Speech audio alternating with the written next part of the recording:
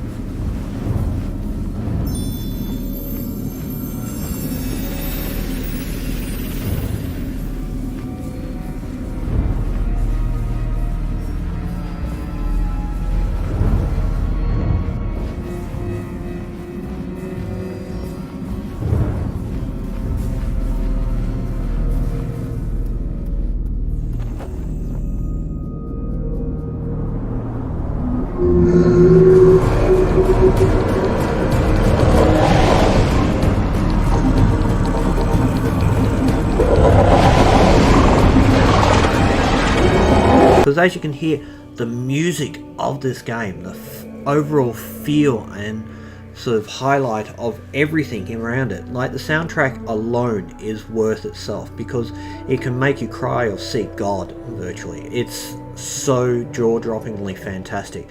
At times the orchestra will excite itself to such high levels that it's almost ear-bleedingly sweet, and at other times so reverberating that you feel a sort of horrible feeling in the bottom of your stomach of terror or fear. It has a great sort of levels of ups and downs and a whole feeling of a journey well worth it. It's a montage in its own making, and it's a great piece of work. On top of that is the environmental sounds. The environmental sounds are stunningly beautiful in this game. They truly pull in the player and make the player feel every part of the actual thing. And it's so engrossing and it's so fantastic in its own right. It is a game worth playing just to listen to it as you play. There are points in this game where you truly feel for the character, and there are other points in this game where you feel that there is nothing left, and it is truly an experience that cannot be mastered in the same way. Being a game in 12 years from, well, what is it, 2019, so 7 years ago, and it is still to this day a fantastic game. This will be called a classic game mainly for its sound and everything, but I cannot praise this game enough for its sound and music, because I would just buy the music track by itself. It would be sitting in my library forever and a day, and you give me on physical media, I would never say no to it. There is no voice or text in this game, but that's not really a necessarily bad thing. This game is not about sound. It's not so much about the vocal sound of someone singing or someone talking or giving you dialogues or giving you a storyline or anything like that. This game is about what you're seeing on screen, what you're experiencing as you're playing the game through your controls, and on top of that, that whole overlaying layers of music. The one thing I really liked about the music was at points there would be where it was dead silent and then the whole thing would raise in an orchestral sort of system, and it was fantastic. It just brought up the entire level of the game and made the game so much more enticing, so much more engrossing, to give you that feeling that you're inside this world. And you don't get that a lot in a lot of games that are in the AAA titles. You only get them in the indies now. The indie games are what makes it, and this kind of work where it's done by a small team of people truly shows how fantastic a game you can produce with nothing more than just simple visuals and a fantastic experience that, to this day, everyone that I've ever talked to has always talked about Journey being a unique game, and being able to play it on PC, even with the flaws that I'm currently experiencing with it, still makes me feel fantastic that I've actually got this game and it's in my library and I can play it whenever I want to now. It's an experience that makes me love more games. More indie games the better, I say, if this is what they want to point out. There is always the bad side of indie games, but this shows you what a AAA indie game is, shall we say. Let's make a new genre. AAA indie games, as opposed to AAA overpriced pieces of crap game. Anthem sounds closer to that one. Oh, poor BioWare. They got screwed. Anyway, moving on.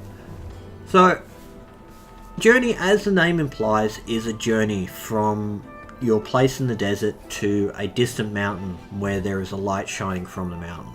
You travel through various sections, solving a kind of puzzle-like area where you use a button press that, depending on how long you press it, will open up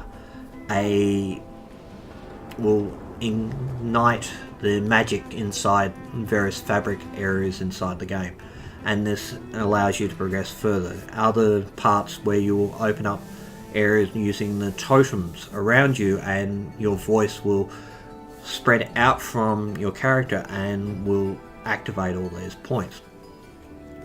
Now, Journey, you don't actually travel alone.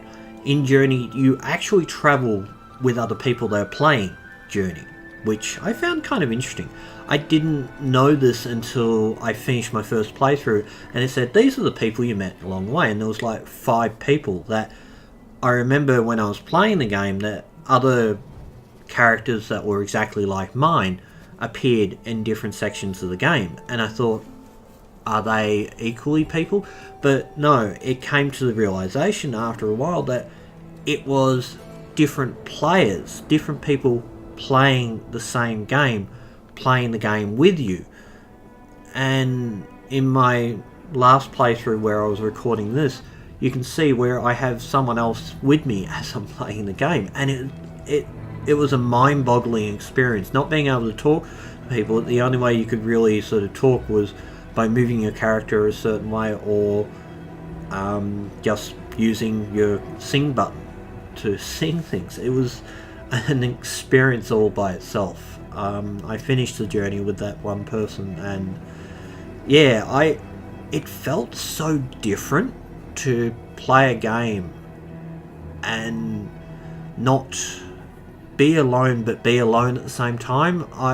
If this is how you want to do a single player game, I'm all for it, where someone else's actions doesn't get in the way of how I'm going to play the game. I really like that, but you can still both experience the game. There is a vagueness to the story. The story is not supposed to have a meaning that you can understand. Even at the end, you're left with the questioning of what happened. It's like coming to the end of some manga that there's an open end to it, and you go, okay, what happens? Okay, what happened? What changed? What's... And you just don't know what the answer is. Like, you can draw your own conclusions and whatnot, but at the end of the day, the game is what it is. It's a journey, it's an experience, it's an exploration, it's an unusual sort of thing. And I loved every bit of it. I am saddened that it's probably less than 2 hours of gameplay really to finish it. And anyone can finish it very quickly. There's no death, there's just the dread at times, because there is a big snake worm thing that will come and bop you every so often.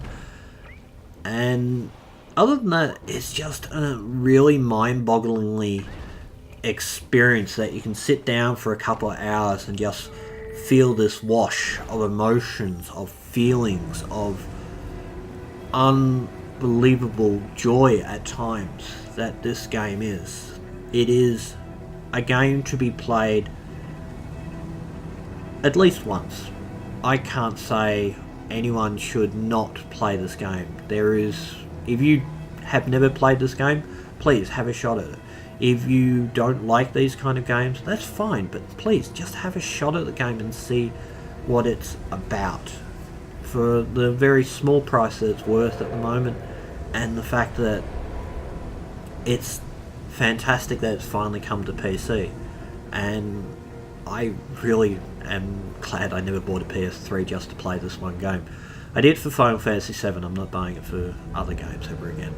I saw the downside of that idea at some point. And also, consoles kind of wear out too quickly. That's my thoughts. Anyway, yeah, at the end of the day, this game is about experiencing it, about exploration, about the journey.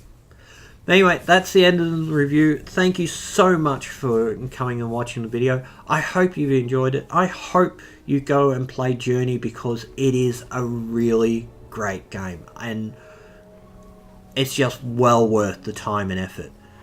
Other than that, I will see you on the next video, and please like, subscribe, come back, see some more, or look at some other ones. I can recommend The Sound of Gravity, because it's just funny watching Ether and Johnny from Eurogamer just getting trounced by the game and just falling to their deaths so many times. Especially Johnny's feeling, and also Ether's experience to dying by death. But other than that, I hope you've enjoyed the games, and I will see you on the next video. Bye for now.